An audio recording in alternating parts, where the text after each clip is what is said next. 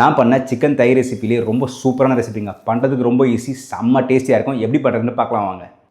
நம்ம chicken marinate பண்ணுறதுக்காக உப்பு, மிளகுத்தூள், சில்லி ஃப்ளேக்ஸ், காஜு ஸ்பைஸ்னு சொல்லிட்டு ஒரு ஸ்பைஸ் தான் யூஸ் பண்ணியிருக்கேன். ரெடிமேடாகவே கிடைக்கும். கொஞ்சமாக ஆலிவ் ஆயில் மேரினேட் பண்ணி நம்ம ஒரு 10 to 15 மினிட்ஸ் செப்பரேட்டாக மாற்றி வச்சுக்கலாம். ஒரு பேனில் ஆலிவ் ஆயில் போட்டு ஆலிவ் ஆயில் நல்லா சூடாகணும். அந்த டைமில் சிக்கனை வந்து நம்ம குக் பண்ண ஸ்டார்ட் பண்ணிக்கலாம். ஒரு சைடு லைட்டாக கலராகி வரும். அந்த கலராகி வரும்போது நம்ம திருப்பி போட்டுக்கலாம். இப்போ பார்த்தீங்கன்னா ஒரு கோல்டன் க்ரஸ்ட் ஈவனாக வந்திருக்கு. நான் பேனோட டெம்பரேச்சர் வந்து ஒரு மீடியமில் தான் மெயின்டைன் பண்ணியிருக்கேன் ஃபுல்லாக. இந்த டைமில் பூண்டு வந்து தொலியோட லைட்டாக நம்ம அப்படியே க்ரஷ் பண்ணி போட்டுக்கலாம். இங்கே ஹர்பாக யூஸ் பண்ணியிருக்கிறது தைம் இல்லைனா ரோஸ்மெரி கூட நம்ம யூஸ் பண்ணிக்கலாம். ஆல்மோஸ்ட் ஒரு 7 to 10 மினிட்ஸ் வேணும் நம்ம சிக்கன் தைஸ் வந்து குக் ஆகிறதுக்கு. நல்லா வெல்டன் ஆகிடுச்சு. கட் பண்ணுறதுக்கு முன்னாடி கொஞ்சம் ரெஸ்ட் பண்ணணும். ரெஸ்ட் பண்ணால் தான் நமக்கு ஜூஸியாக கிடைக்கும் நம்ம சிக்கன் தைஸ். நான் ஒரு 5 மினிட்ஸ் ரெஸ்ட் பண்ணியிருந்தேன். ரெஸ்ட் பண்ணதுக்கப்புறம் தான் கட் பண்ணேன். இது கூட சைடாக நான் கொடுத்துருக்கிறது ஹர்ப் ரைஸ். நமக்கு சாலட் இல்லைனா ஒரு பொட்டேட்டோ வெஜ்ஜஸ் இல்லைனா ஒரு மேஷ் பொட்டேட்டோ நமக்கு பிடிச்சது அது கூட சர்வ் பண்ணிக்கலாம்.